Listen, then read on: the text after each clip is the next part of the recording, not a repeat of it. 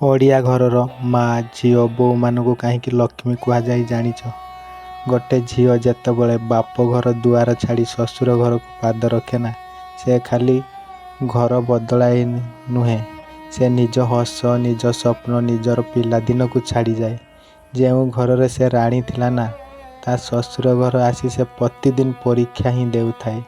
କାହାକୁ ସିନା କହିପାରେନି ତାର ଦୁଃଖ କଥା, କିନ୍ତୁ ଯେତେବେଳେ ଗୋଟେ ଝିଅ ବାପ ଘର ଛାଡ଼ି ଶ୍ୱଶୁର ଘର ଆସି ବୋହୂ ହୁଏ ନା, ଘରଟାକୁ ନା, ସେ ଯେତେ କଷ୍ଟ ଆସୁ ତା ପରିବାରକୁ ସେ ନିଜେ କଷ୍ଟ ସହି ନିଜ ଦୁଃଖ କାହାକି କହେ ନାହିଁ। ସେ ହସି ହସି ସବୁକିଛି ତା ପରିବାର ଖୁସି ପାଇଁ ସବୁକିଛି ସହିଯାଇଥାଏ। ସେ ଘରର ଶାନ୍ତି ପାଇଁ ନିଜକୁ ବି ଭୁଲିଯାଇ ତାର ସ୍ୱପ୍ନକୁ ବି ସେ ଭୁଲି ଯାଇଥାଏ, ଆଉ ସମସ୍ତଙ୍କୁ ଖୁସିରେ ରଖିଥାଏ, ଆଉ ତା ନିଜ ଆଖି ଲୁହକୁ ନିଜେ ଲୁଚାଇଥାଏ।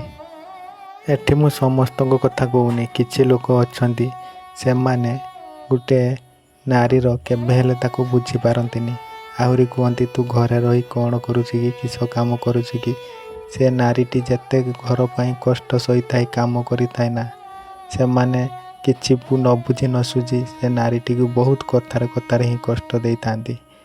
ଝିଅ ହେଉ କି ମା' ହେଉ କି ବୋହୂ ହେଉ, ସବୁ ରୂପରେ ହିଁ ତ୍ୟାଗ ହିଁ ଦେଖାଏ।